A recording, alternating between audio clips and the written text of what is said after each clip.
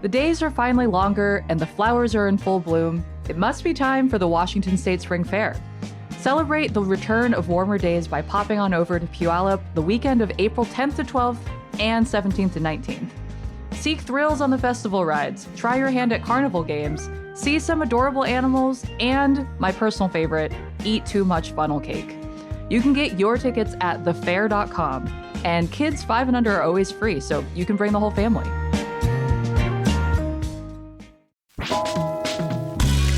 This is CityCast Seattle.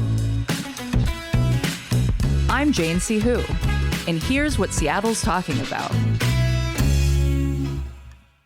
A company named after Lord of the Rings is quietly building warships along the Ship Canal Trail, and its founder sure is a character.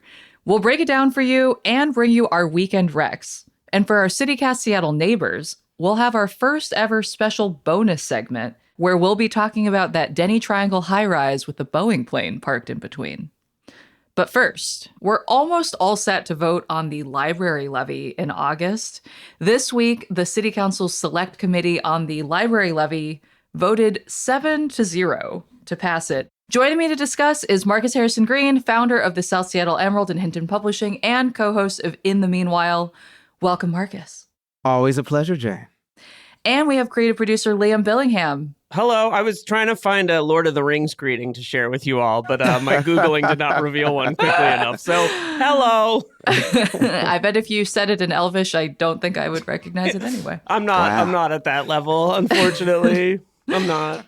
Well, we'll get more into Lord of the Rings here in a second. But first, for the last couple decades, the Seattle Public Library has been heavily funded by taxpayers. So in 1998, the Libraries for All bond raised funds for capital investments, including the construction of the current Central Branch Library. And then in 2012, there was a $123 million levy on property taxes.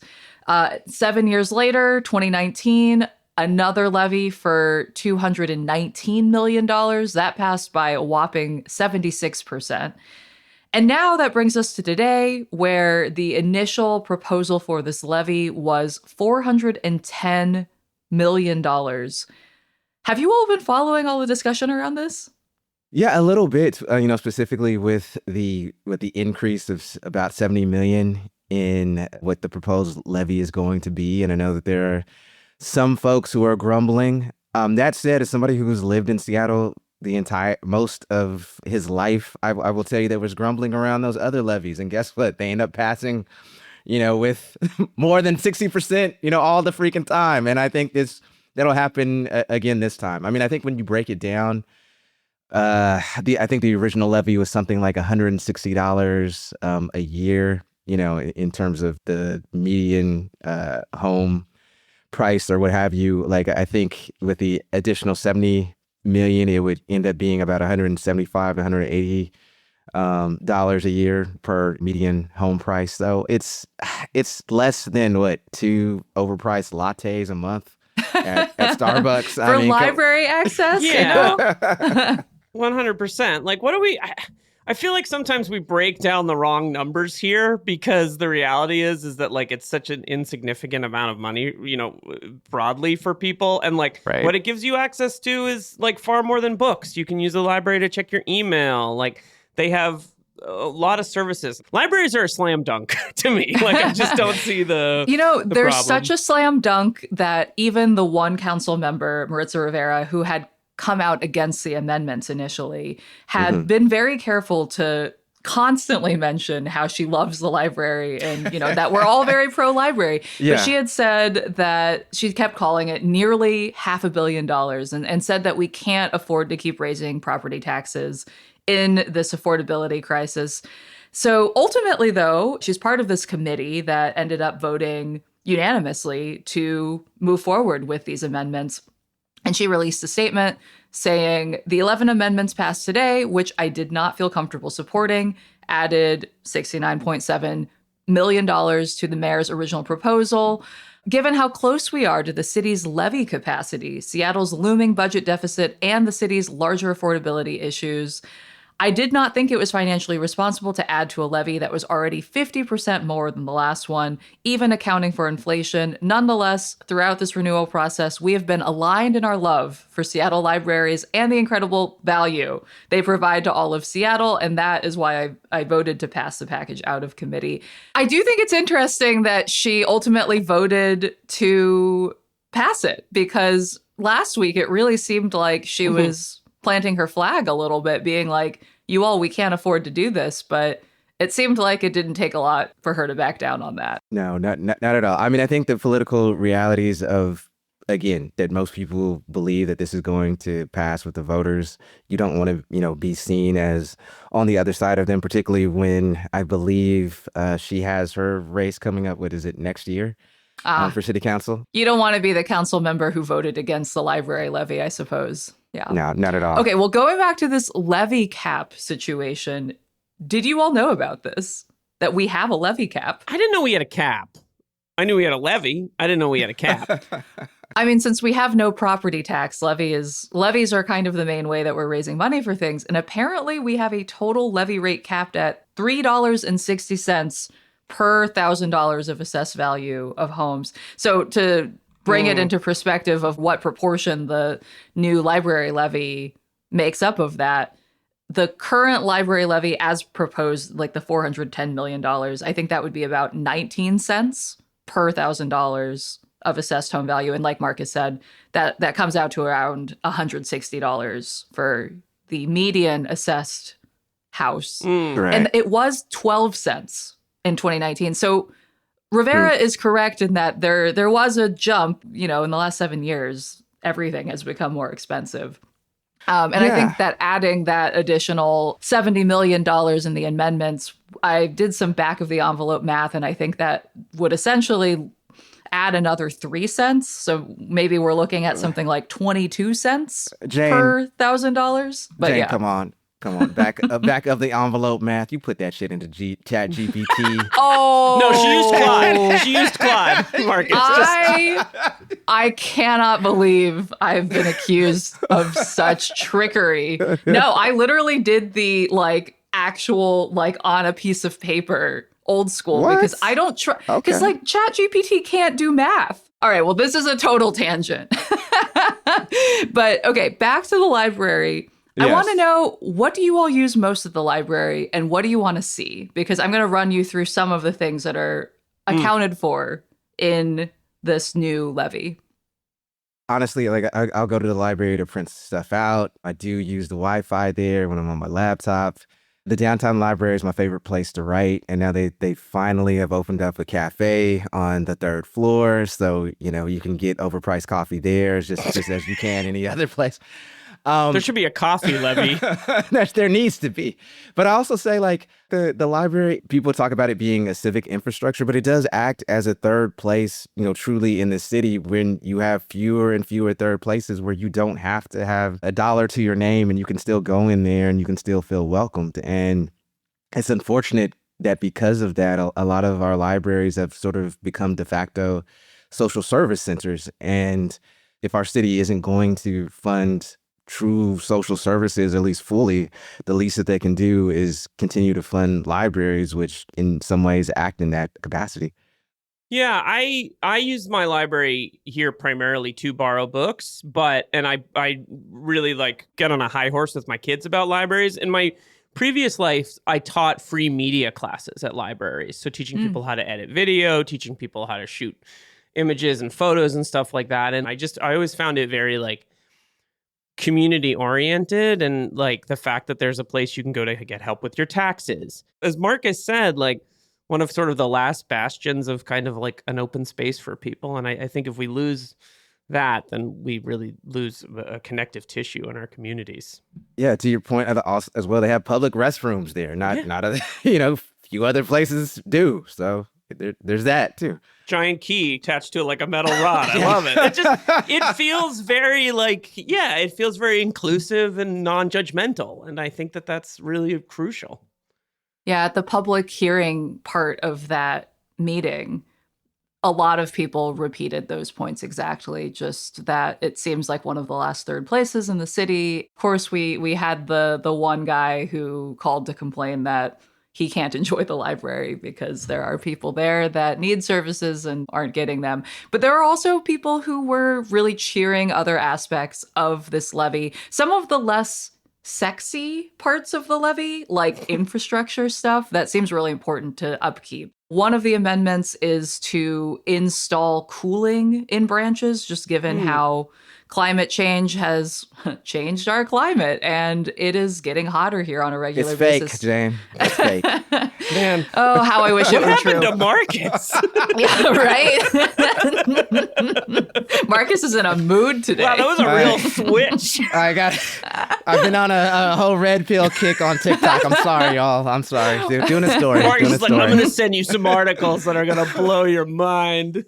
Well, here's another one that I think Marcus is going to have a hard time coming up with a conspiracy theory for, which is that also part of that money will go towards seismic retrofitting for branches.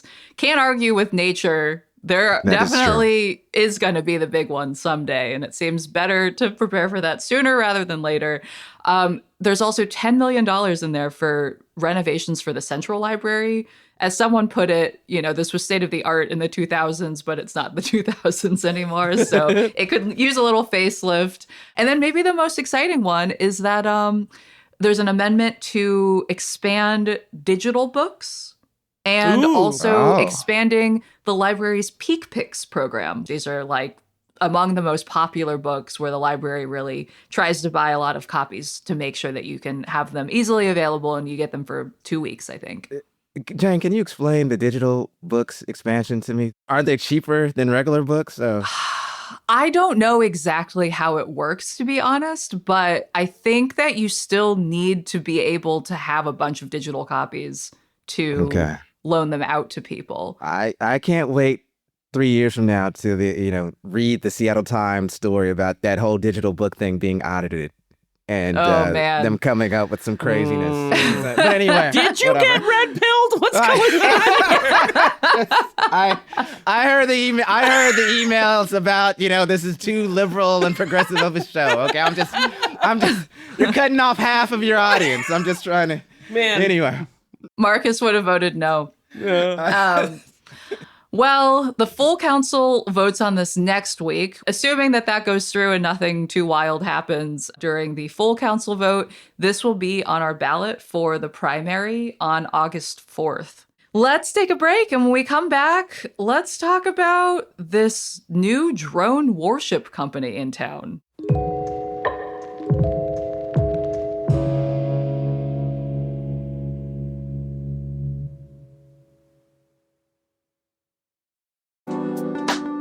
When I first moved to Seattle, Town Hall was my lifeline to the city.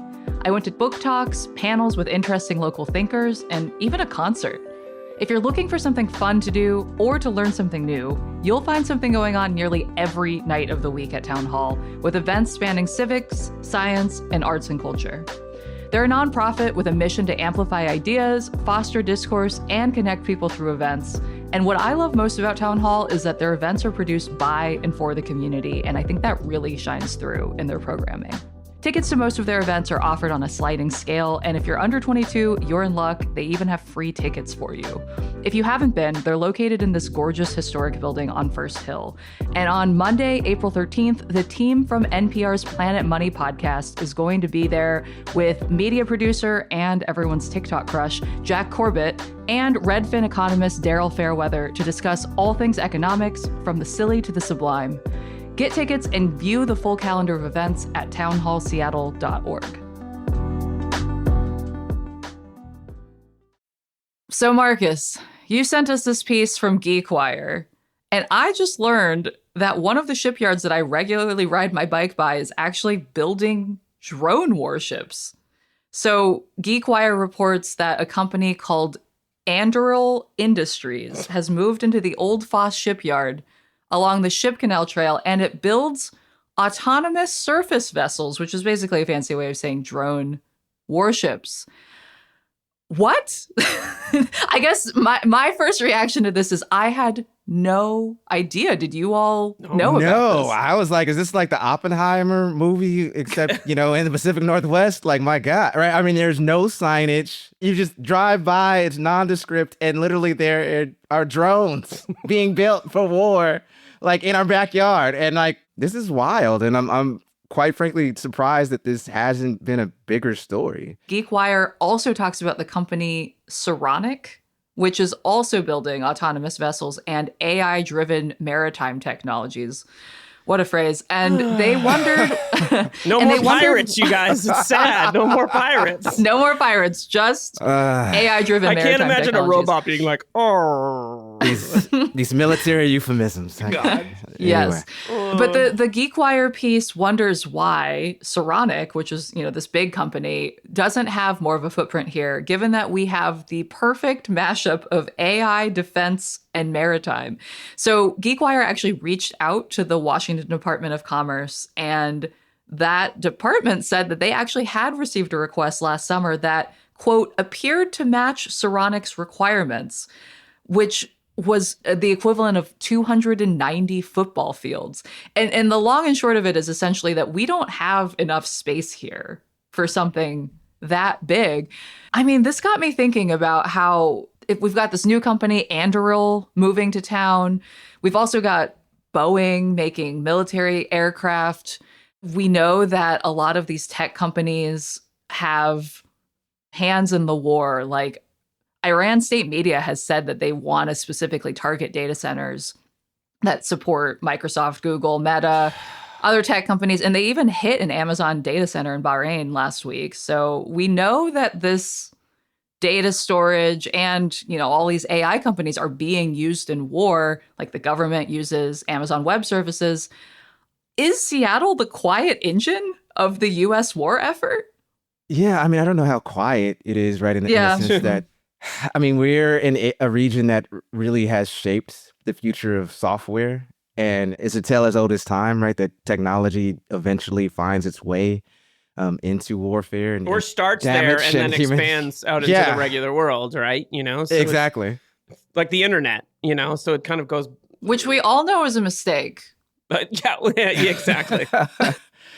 I think it just goes to the whole sort of the narrative of us being a sort of performatively progressive and socially conscious. And at the end of the day, when the rubber meets the road, it's like, oh yeah, this is happening here too. Yeah, the other part of this is that the guy who runs this company also founded Oculus VR, which I did not know. Palmer Luckey.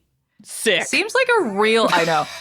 He seems like a real character. So a recent New York Times profile of him describes him as, quote, clad in a Hawaiian shirt and cargo shorts, and describes him as having a billowing mullet.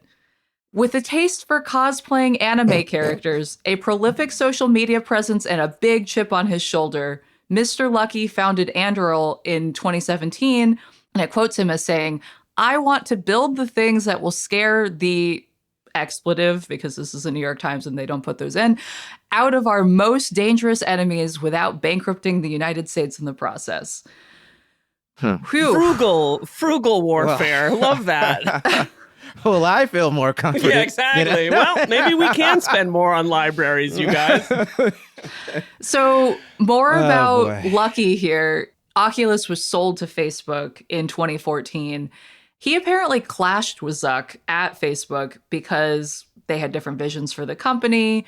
And then in 2016, this all kind of came to a head because he donated $9,000 to some pro-Trump organization that was making some kind of anti-Hillary Clinton billboard, and a bunch of Facebook employees rallied against him, trying to get him removed. And the New York Times says Mr. Lucky was furious. He considered creating a startup to tackle obesity or the prison system, but landed on defense technology.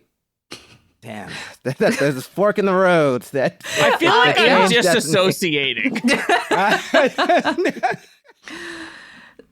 So Anduril, he started Anduril after all of this. It's named after Lord of the Rings, which I think is interesting. Liam, as our resident Lord of the Rings nerd, what is Andoril exactly? And have I been pronouncing it correctly? Because I realize I have no clue. I'm like not a huge Lord of the Rings nerd. I'm more an enjoyer. I do believe Andoril is the way you do say it. I'm sorry if I'm wrong about that. Tolkien / CityCast Seattle listeners. Yeah, someone will definitely write us to tell us. Yes. But it was the sword which was forged from the shards of Nazril. What is with all these defense like tech bros with the Lord of the Rings? You got because Palantir, right, is named after. It's named after the Seeing Stones. Okay. So this is actually really interesting because I had heard that historically there's this weird connection between Tolkien's writings and the far right. He's been co-opted. J.D. Vance is a huge Lord of the Rings guy. Giorgia Meloni, the prime minister in Italy, went to Hobbit camp as a kid. And this is a real quote from her, said, "I don't consider the Lord of the Rings fantasy. She considers it a sacred text. Her supporters have interpreted her calls to defend Italy from mass migration as a battle cry to protect Middle Earth." Tolkien is obviously like an English man with PTSD who was born in the 19th century was not going to be wholly progressive, right? But that said, he was asked by German publishers, like, "Are you Jewish?" And he shot back at them and called the Jews a gifted people. And once referred to Hitler, this is amazing, as a ruddy little ignoramus. How come the far right is all? Why can't they just create their own shit? They're always like appropriating other stuff. Like even the red pill stuff, right? I mean, it's totally. It's from the Matrix. There's no way the Wachowski siblings, would ever be aligned with the far right. I can't help but feel, as much as I enjoy a Marvel movie, that these guys are all Tony Stark coded. They want to be him when they grow up. You know, I don't know. I think you're right that some of this, Marcus, is the confluence of tech going towards the military and war eventually because it's profitable. But it's just really kind of depressing to me that this is where we've ended up with our entrepreneurs. They call that late stage empire. And you're right. Here we are. Here we are.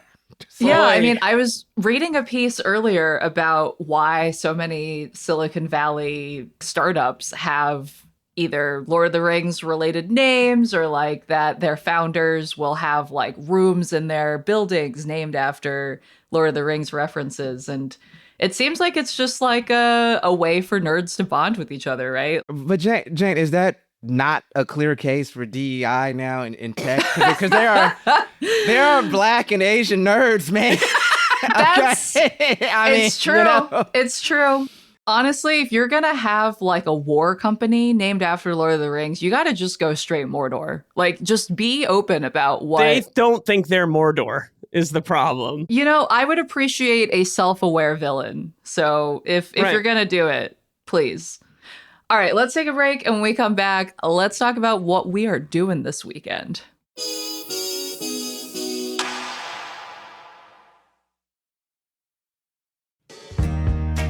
If you're enjoying the podcast, be sure to follow us on Apple, Spotify, or wherever you listen so you never miss an episode. Also, leave us a little review. It's really helpful. And tell your friends about us. You can also get more local news and events delivered right to your inbox by subscribing to our newsletter. Just go to seattle.citycast.fm. And you can find us on Instagram, Blue Sky, and TikTok at CityCast Seattle. And you can watch full episodes of this show on YouTube. All right, so to offset some of that weirdness from learning about drone warships, what brought you joy this week? Honestly, seeing the Artemis 2 crew, and I know that they are going to be re-entering the Earth's atmosphere later today. You know, in reading the news, you often read about the worst of humanity, and it's so great to see the best of us on display in this mission, and just the way that it's captured the imagination of folks with space travel, and the fact that this is not being done by a private company, but public dollars truly at work. That's brought me a lot of joy this week. I love that. What about you, Liam? What brought you joy this week? My daughter on Tuesday night had a Northwest Seattle regional chorus performance. Aww. And awesome. So, you know, it starts at 7, but you have to drop her off at 6 because there's 400 kids all arriving at the same time. You go, you sit in like an uncomfortable gym bleacher seat. It's hot in here, whatever. But then the thing starts and there's a kindergarten group goes up and sings. And like, we all know kindergartners don't have perfect pitch or whatever, but they're singing and they finish. And all of the other kids all the way up to high school erupt in applause for these kids. And it just... That's awesome. Yeah, it was just like a nice reminder that despite the horrible news in the world, there are still teachers in communities teaching kids to sing and be open and be themselves, and like the kind of communal spirit that needs to not be taken for granted in our world in 2026, because there's something so normal about it. And yet it's kind of exceptional because there's a lot of terrible things happening in the world right now. 100%. Yeah. Hopefully none of those kindergartners grow up to be... Oh, no. Marcus, can we just have one nice thing? I'm sorry, man. I understand. I'm too jaded. You're cynic pills now. That's the unfortunate. Here, I'll bring this back around. Called life. It's called life. It's what happens to us. I'll bring this back around to the warships, which is I went for a bike ride to unknowingly ride past the drone warship production factory, apparently. But on my way there, I was riding down a neighborhood street. And as you know, the weather has been so nice, so I couldn't resist a after-work bike ride. And I'm like going down the hill, and a car moves out of the way for me. And usually, I like wave to be like, thank you. And I realized that this guy had his window open, so I could just actually look at him and say thank you. And he was like, you're welcome. And I don't know, it was just nice actually getting to have a face-to-face interaction like through vehicles. Like there are sometimes negative bike car interactions that I've had. So it was really nice to have a positive one. And it just felt like with this nice weather, everyone's a little bit more willing to interact and be kind to each other. And community. I think all of these things have that like common friction maxing reality to them where we have to deal with each other. Speaking of community, what are you all doing this weekend? And does it involve community in some way? I'm headed to the Georgetown Art Attack. It happens every second Saturday of the month. It'll be a ton of great artwork, art makers, art creators, vendors, and so forth. It goes from noon to 9 p.m. It is that wonderful, great price for all of us, free $99. Love that. Liam, what about you? I think I'm going to hit up the library with the kids because now feels like a good time to remind all of us that libraries are an essential public service. And maybe the Washington State Fair. That's what I'm doing. So I'm going to the State Fair and I'm going to the Demo Derby, which I'm very excited about because I feel like seeing like big cars smash will be like cathartic in some way. And I never got to see one as a kid. Like I always saw the commercials for that at the Kentucky State Fair, but I'm just living Baby Jane's dreams. So should be fun. And then on Sunday, there's something called Cutie Fest at Cal Anderson. It goes from like 9 to 4-ish is what the flyer says, but it's just a bunch of local creators bringing whatever they're working on. So the Cutie Foundation says it's focused on empowering emerging artists with community and entirely free resources. So as you guys might know, like a lot of these like craft fairs, you have to actually give them money to table. So it's kind of cool that this is just going to be like an open market situation at Cal Anderson over the weekend. And hopefully the weather is nice for it. I also wanted to shout out on behalf of Wesley N. His favorite cafe in South Park. Wesley says, I love the scene for its down-to-earth atmosphere. The window seat is great for people/car watching with a cup of tea. I also enjoy the Good Voyage for their duck entree. Oh, I love Last duck. but not least, Burrito Express is a solid option for breakfast. Thank you, Wesley N. And thank you for being a neighbor as well.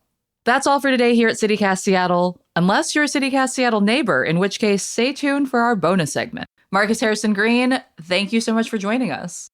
As they say in Elvish, na Marie, na Marie. That means farewell and be well.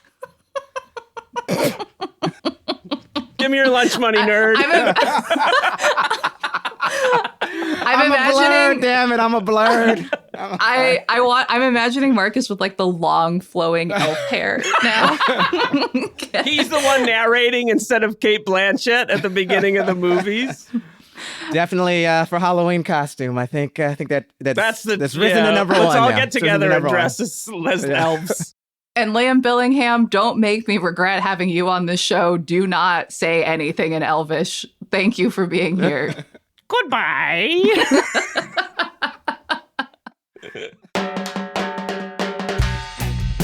I'm your host, Jane Sihu. Our executive producer is Ashley Smith. Our creative producers are Sam J. Leeds and Liam Billingham. Post-production this week was done by PJ Shahamat. Our audience development manager is Ben Keenan.